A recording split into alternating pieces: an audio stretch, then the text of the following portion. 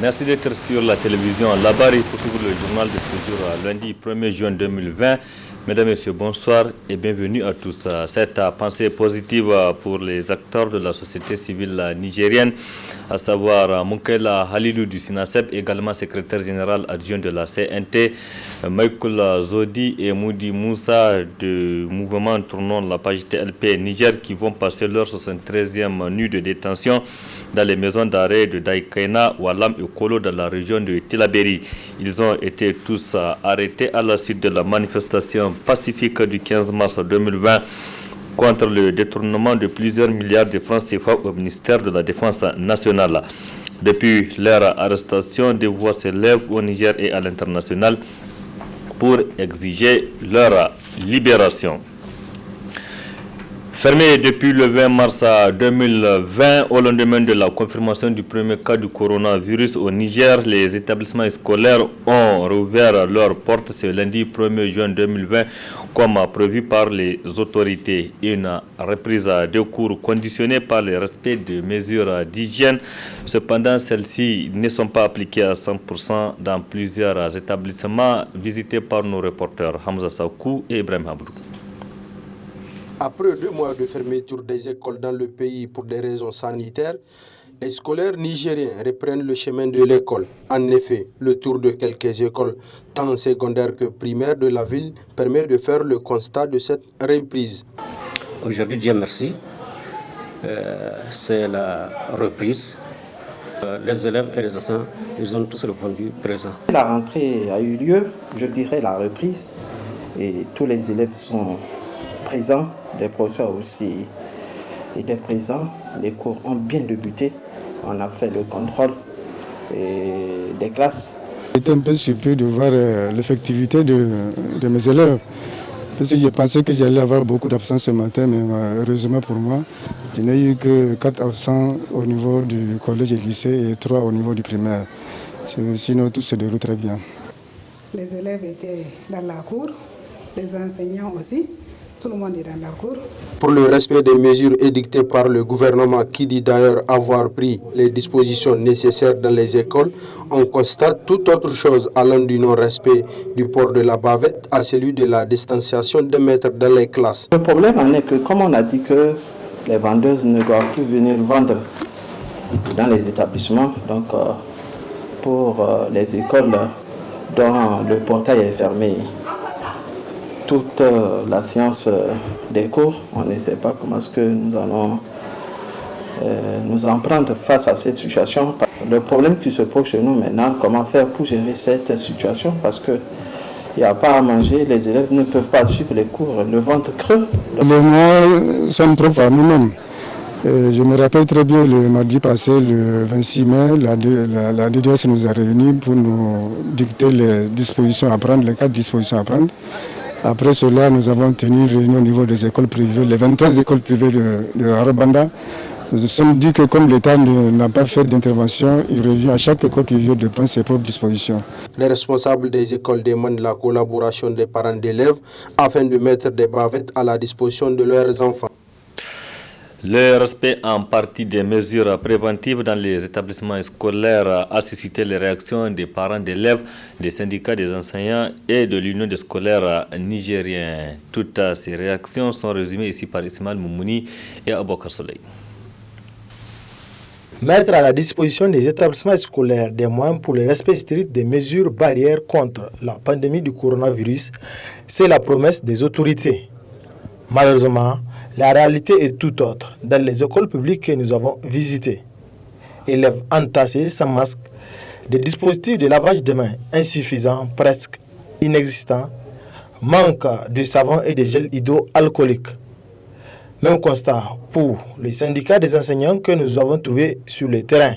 Entre les dires des autorités et ce que vous et nous avions trouvé sur le terrain, c'est 2 choses diamétralement opposées.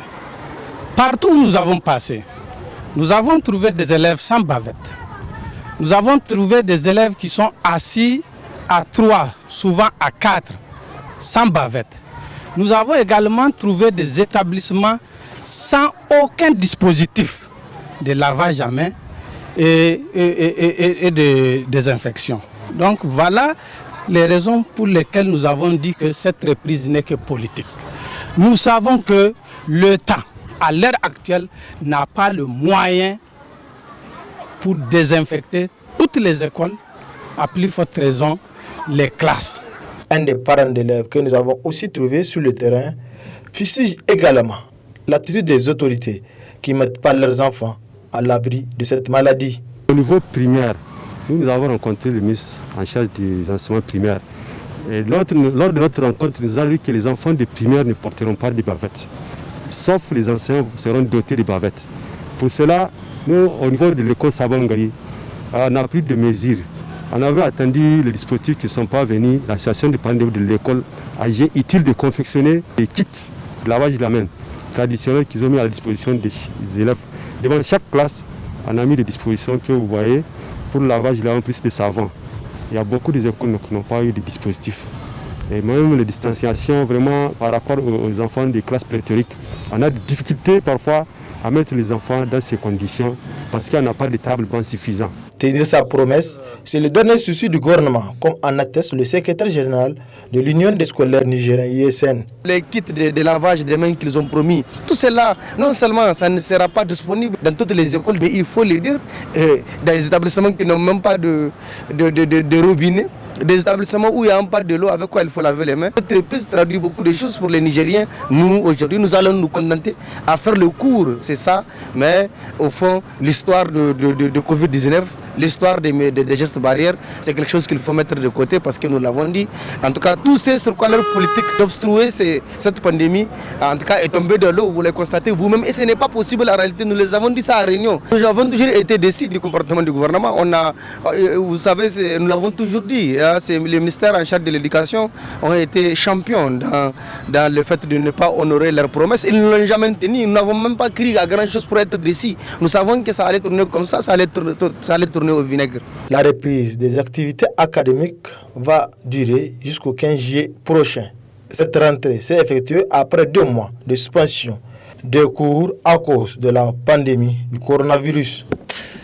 Oui, Samal Moumouni, dans un communiqué de presse, l'ONG internationale Save the Children estime qu'il est essentiel que toutes les mesures d'hygiène nécessaires doivent être appliquées lors de la réouverture des écoles pour prévenir la propagation du Covid-19. Pour cette ONG, les enfants doivent être également sensibilisés davantage sur les mesures préventives, n'est-ce pas, Assama Ousseidou? Environ 3 millions d'enfants sont privés de leur éducation suite à la fermeture des écoles au Niger.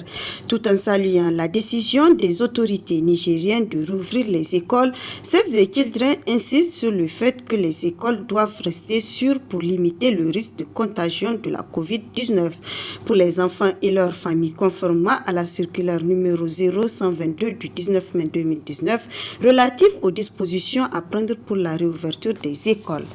Save the Children demande que les enseignants soient formés et équipés afin de pouvoir reconnaître les enfants présentant des signes de la maladie, alerter les centres de santé, sensibiliser les enfants à la non-stigmatisation de leurs pères potentiellement affectés et apporter un appui psychosocial aux enfants lors des cours pour les rassurer davantage.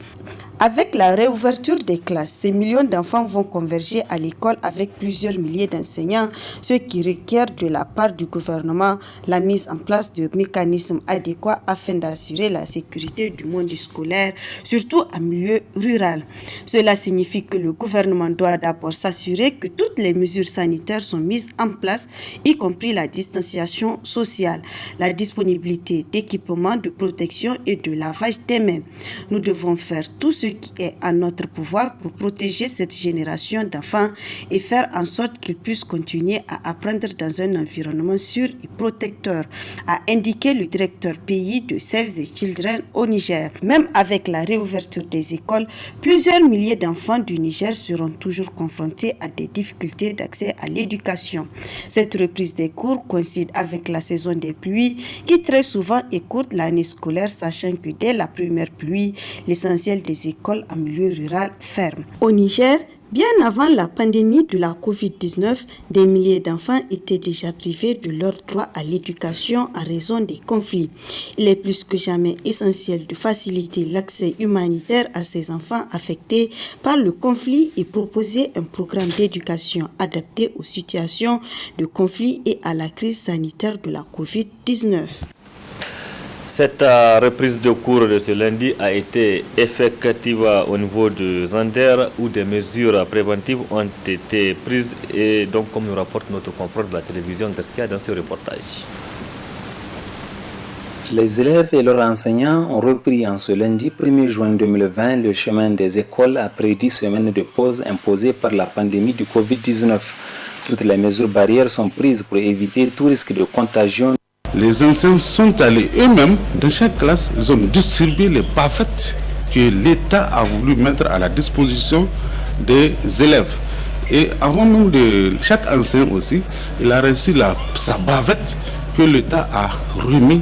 Tous les enseignants et tous les personnels administratifs et de soutien. Chacun a eu sa bavette, sauf celui qui n'est pas arrivé. Il ne peut pas manquer. Mais actuellement, les enseignants sont en classe en train de dispenser le cours.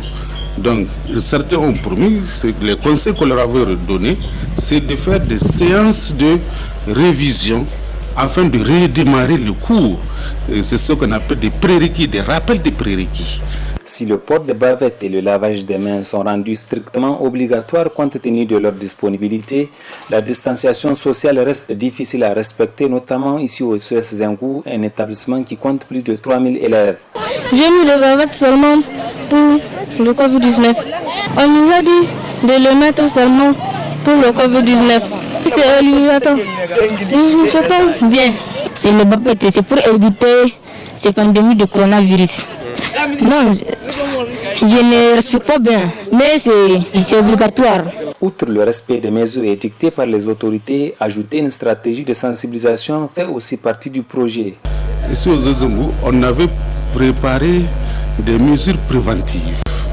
On va communiquer en uniforme dans chaque classe et durant une semaine, chaque enseignant va prendre 3 minutes dans sa classe afin de sensibiliser sur les mesures préventives de cette maladie. Si les élèves du secondaire ont reçu chacun une bavette, tel n'a pas été possible au primaire, nous explique le directeur de l'école Zengou Nord 2. Nous avons reçu des bavettes pour les élèves de CM2. Donc chaque élève de CM2 a une bavette. Mais pour les autres, vraiment, nous n'avons pas fait ça pour une exigence. Mais avec le tapage médiatique, vraiment, nous avons constaté que bon nombre des élèves ont leur bavette. On a dit qu'une table pour 2 élèves. Donc chaque élève reste à l'extrémité de la table. Et la classe où il n'y a pas donc assez de tables, ce sont des nattes. Et des nattes, donc on les a. Donc là aussi nous avons respecté cette distanciation. La désinfection des cours et classes prévues n'a pas pu être effectuée, mais en lieu et place, les classes sont dépoussiérées et balayées pour accueillir les élèves qui doivent se munir chaque jour de leur eau et goûter car la récréation ainsi que les points d'eau à usage collectif sont interdits. Restons à Zandar et plus précisément dans le département de Tanouta pour parler d'une affaire de détournement de vivres. C'est un don de la fondation Tatali Yali destiné à la population de ce département qui a été détourné comme nous le rapportent nos confrères aussi de la télévision Gaskia.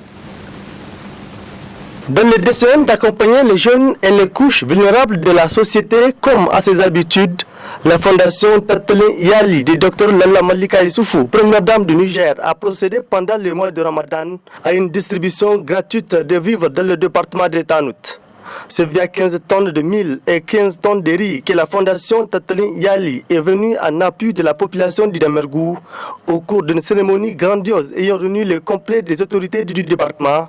Cérémonie au cours de laquelle la représentante de la fondation au plan régional a saisi d'aubaine pour formuler un vœu qui devait toucher les sensibilités car ce fut un appel adressé à qui de droit afin que le dit don puisse toucher le plus grand nombre de nécessiteux. C'est ainsi que femmes et hommes femmes ont reçu de main de la fondation les dons qui leur étaient destinés et n'ont pas pu contenir leur joie, établit d'éloge à la première dame Lalla Malika. Mais cette joie ne sera que d'une courte durée. Le lendemain de la distribution de ces vivres, juste après le départ de la délégation de la fondation et à l'abri de médias qui ont couvert la cérémonie, un vaste réseau d'escroquerie s'est installé à Tanout. Une mafia qui ne dit pas son nom, impliquant divers acteurs à rôles différents, dont des dignitaires apprendant à détourner les kits pour des fins politiques. L'artiste n'était pas partie là où elle est censée aller, au moins de la population vulnérable. Elle a été détournée pour une autre fin. Ceux qui sont distribués devant les médias et devant les représentants de la fondation Tattali Yali, ils ont donné à chaque personne vulnérable sur place un sac de riz et un sac de mil pour pouvoir filmer devant les médias et les représentants de la fondation Tattali Yali. Après leur départ, ils ont arraché les sacs de mil et les sacs de riz pour pouvoir leur donner 5 kilos de riz et 5 kilos de mil. Ce qu'ils ont fait, ils ont donné ça aux représentants des cellules de base des partis politiques pour pouvoir distribuer à leurs militants.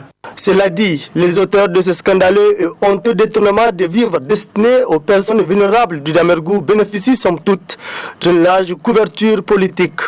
Contacté par nos soins afin de rétablir la vérité, rien que la vérité, le préfet du département de Tanout a refusé avec arrogance de traiter du sujet avec nous par téléphone et a fait même le choix d'esquiver nos questions en interrompant avec brutalité le coup de fil, en nous raccrochant le téléphone au nez par la regrettable formule, je cite, « Je n'ai pas votre temps ».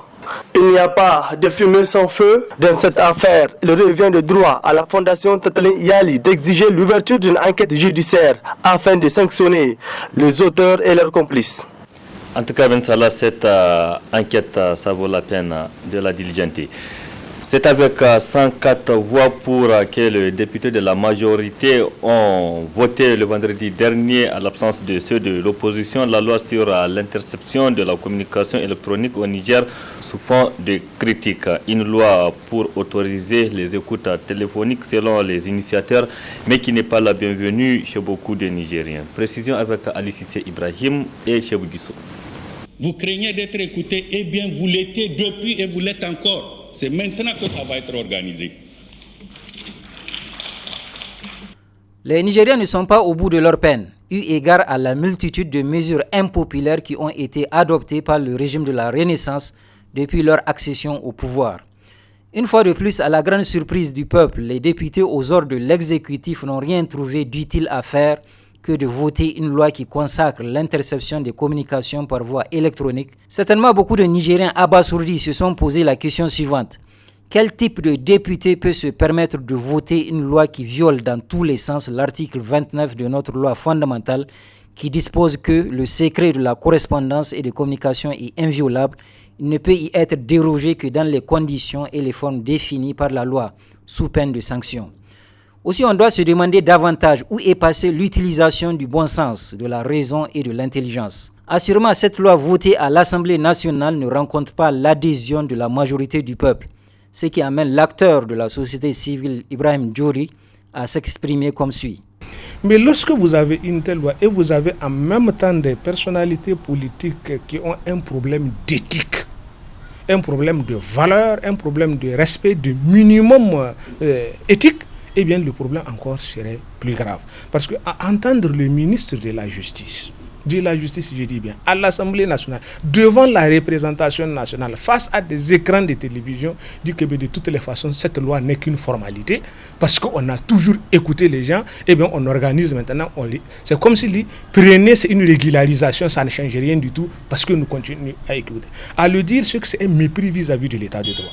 Même ce matin, je l'ai écouté sur RFI, vouloir revenir recadrer, mais en causant encore trop de gaffes, pour dire qu'y compris pendant les royaumes. Comment est-ce que toi, un ministre d'une république démocratique, tu veux illustrer des propos en t'inspirant des pratiques des royaumes? On veut justement un état démocratique pour mettre loin de nous des pratiques des royaumes, des pratiques de féodalité, des pratiques des institutions de non-droit. Et on ne peut que se sentir choqué de l'entendre de la part de nos gouvernants. Et les Nigériens doivent finalement savoir qu'il n'existe pas des institutions prévues pour encadrer l'exercice de ces droits. N'est-ce pas? Ça revient maintenant aux citoyens, en vérité, d'exprimer les degrés de contestation et par rapport à cette pratique et exiger à ce qu'il y ait un minimum de contrôle. Face à l'incompréhensible loi votée par l'Assemblée nationale visant à intercepter les communications par voie électronique, quelle procédure doit-on suivre en vue de la contester? Il revient justement aux députés de l'opposition, avant la promulgation d'abord de la loi, pour répondre à votre question, où ils peuvent saisir le juge constitutionnel qui pourra justement déclarer non conforme à la Constitution les dispositions dont j'ai fait cas, où manifestement quand on lit la loi, il y a une insuffisante garantie, en tout cas juridictionnelle, qui est accordée aux citoyens dans la jouissance de leur droit à la communication, du secret de leur correspondance, parce que là, si justement c'est juste une simple recommandation que la commission de contrôle doit faire au Premier ministre ou au Président de la République, où il n'y a aucun pouvoir de sanction dont doter la commission, et au cas où on n'obtempère pas pour dire que les écoutes dont font l'objet des citoyens sont illégales, la seule chose que la commission doit faire, c'est de saisir le Conseil d'État, donc qui est une juridiction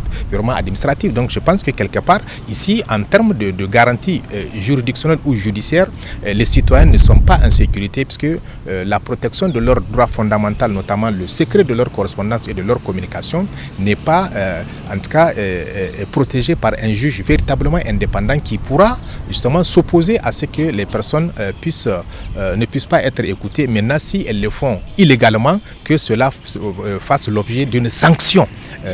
Sinon, je pense que l'autre chose aussi, au cas où le juge constitutionnel ne s'assume pas, puisque aujourd'hui les regards sont tournés véritablement vers la Cour constitutionnelle.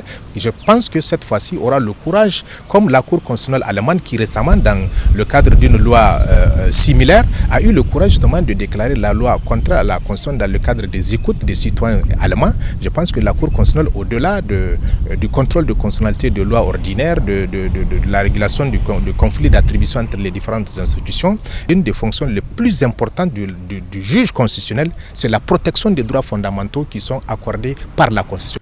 Enfin, au-delà de toutes les analyses, le vote de la loi portant interception des communications par voie électronique doit amener les uns et les autres à réfléchir sur ce sujet. Le Niger étant classé dernier en termes d'indice de développement humain, cela doit-il être une voie pour être également dernier en termes d'élaboration des lois? Vraisemblablement, c'est une guerre médiatique qui a été déclarée entre le syndicat autonome des magistrats du Niger, le SAMAN, et le ministre de la Justice, garde des Sceaux. Après une première lettre du SAMAN à laquelle le ministre Morou a répondu, ce syndicat vient d'écrire de nouveau au ministre de la Justice pour une fois de plus dénoncer les cas d'irrégularité et d'incohérence. Précision dans cet élément. Dans son communiqué de presse en date du 1er juin 2020, le syndicat autonome des magistrats du Niger, le SAMAN, rappelle que le 26 mai passé, son bureau a adressé au ministre de la Justice, garde des Sceaux, une correspondance pour dénoncer les cas d'irrégularité et d'incohérence relevés lors de sa dernière session du CSM et de sa récente immixtion dans les affaires judiciaires. Selon le SAMAN, 2 jours plus tard, le ministre a répondu à leur structure à travers une déclaration de presse truffée de grossières contre-vérités auxquelles le Ben SAMAN a le devoir de répondre, notamment aux différents points évoqués.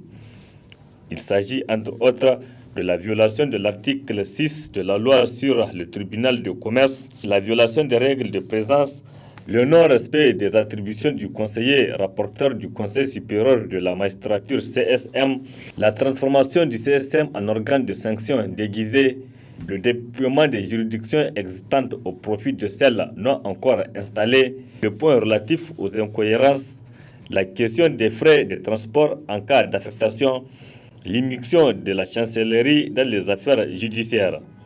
Relativement à ce dernier point, pour justifier sa récente émission dénoncée dans les affaires judiciaires, le ministre de la Justice invoque faussement un prétendu pouvoir de contrôle de la gestion administrative des services judiciaires. Le Saman met donc au défi le ministre d'apporter la preuve de la disposition légale ou réglementaire qui reconnaîtrait le pouvoir à l'administration centrale de contrôler la gestion administrative des juridictions sans passer par l'inspection des services judiciaires.